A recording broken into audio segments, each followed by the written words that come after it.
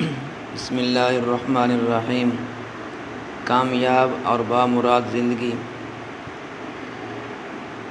میرے محترم بزرگوں، ایک انسان وہ ہے جس کی زندگی اپنے فائدے کے لیے ہو۔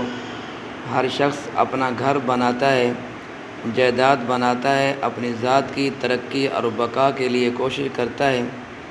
ایک شخص ایسا ہوتا ہے جو اپنے کنبہ اور برادری کا خیال رکھتا ہے، صلہ رحمی کرتا ہے، احسان اور ہمدردی غیروں سے بھی موجب اجر اور ثواب ہے، مگر رشتہ داروں کے ساتھ اجر اور ثواب ہے۔ تو بعض افراد اپنے کنبہ اور خاندان کے مفاد کو ڈھونڈتے ہیں۔ مخلوق خدا سے ہمدردی، اس کا بہت بڑا اجر ہوتا ہے۔ ایک یہ ہے کہ ہم اپنے عزیزوں سے محبت کرتے ہیں، اور ایک وہ ہے ہم اپنے پڑوسیوں سے محبت کرتے ہیں۔ ایک وہ ہے کہ ہم اپنے دوستوں سے محبت کرتے ہیں جن سے ہمارا تعلق ہے۔ لیکن انسان کا حق یہ بنتا ہے اللہ کی ہر مخلوق سے انسان محبت کرے۔ جب ہم اللہ کی مخلوق سے محبت کریں گے تو اس کا صلہ اور اس کا نفع اور اس کا فائدہ کیا ہوگا؟ میرے دوستو، جب اللہ کی رضا کے لیے یہ کام کریں گے، رشتہ داروں سے محبت کرتے ہیں رشتہ داری ہونے کی وجہ سے، دوست سے محبت کرتے ہیں دوستی کی وجہ سے، پڑوسیوں سے محبت کرتے ہیں پڑوسی ہونے کی وجہ سے۔ جب اللہ کی مخلوق سے محبت کریں گے، دل کے اندر اللہ کی رضا ہوگی کہ میرا اللہ راضی ہو جائے، میں اس سے محبت کرتا ہوں۔ لہذا آج انسان کے دل کے اندر انسان کی وقت نہیں ہے، انسان کی ویلیو نہیں ہے۔ میرے دوستو، ہم اپنی اللہ کی مخلوق میں سے ہم اللہ کی مخلوق کو نقصان پہنچانے میں دریغ نہیں کرتے۔ لہذا ہر انسان، ہر آدمی اپنی گریبان کے اندر جھانک کر دیکھے، میں اللہ کی مخلوق سے کتنی محبت کرتا ہوں، میں اللہ کی مخلوق سے کتنی نفرت کرتا ہوں، میں اللہ کی مخلوق سے کتنا میں محبت اور عشق کرتا ہوں اللہ کی رضا کے لیے۔ جب ہر آدمی اپنا محاسبہ کرے گا تو انشاءاللہ ضرور اللہ کی مخلوق سے محبت کرے گا۔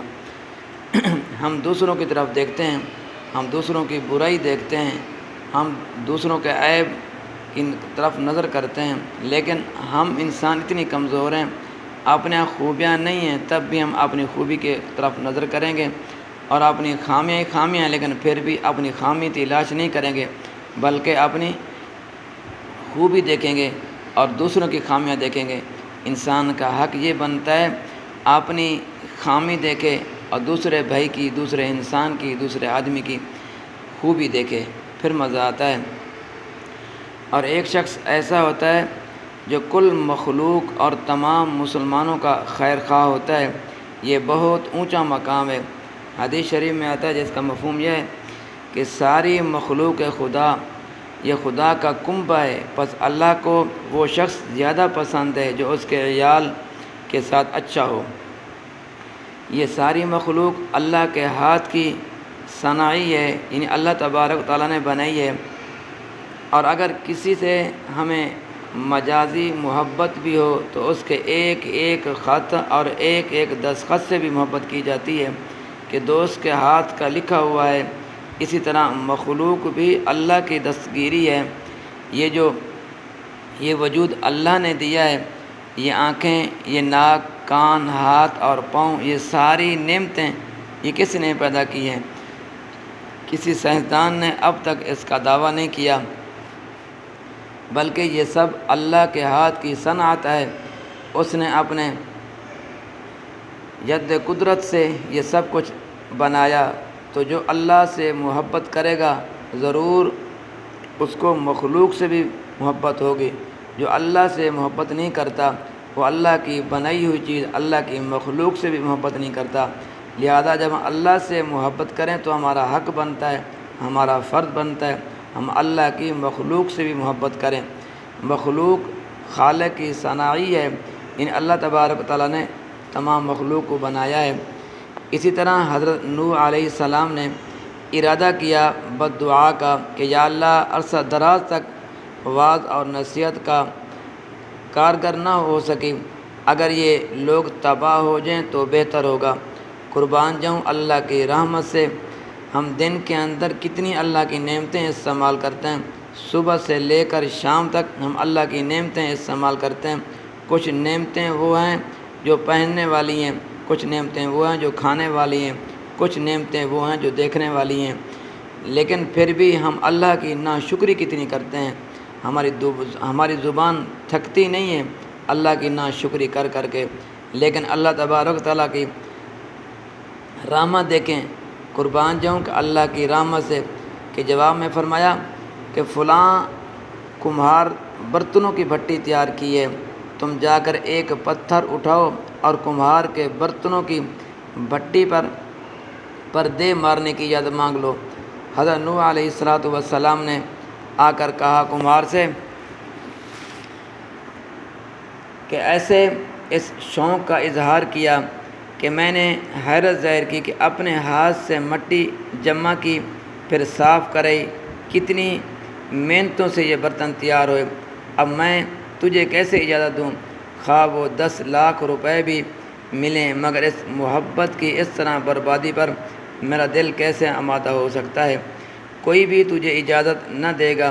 تو اللہ تعالیٰ نے فرمایا کہ یہ مخلوق تو میں نے اپنے ید قدرت سے پیدا کی ہے، تجھے کیسے اس کی بربادی کی اجازت دوں؟ جب وقت مقرر آیا اور خدا نے خود چاہا تو عذاب آ گیا۔ تو اللہ تعالیٰ کی نظر میں وہ محبوب ہے جو اللہ کی مخلوق سے محبت کرتا ہے، جو اللہ کے نزدیک بمنزل عیال ہے۔ تو جب جان اور مال اور اولاد سب کچھ نہ اپنا، نہ قوم، نہ کنبہ کا، بلکہ اسلام اور تمام مسلمانوں کے لیے ہو جائے تو ایسا شخص بامراد اور کامیاب زندگی والا ہے۔ پھر خدا سے، اللہ تعالیٰ کی مخلوق سے، خدا سے محبت رکھنے والوں سے کائنات کی محبت دیکھیے۔ پھر ایسے شخص کی جدائی کا صدمہ بھی کسی ایک کا نہیں بلکہ سب کا صدمہ ہوتا ہے۔ ایسے شخص پر صرف اپنوں کی آنکھیں نہیں روتی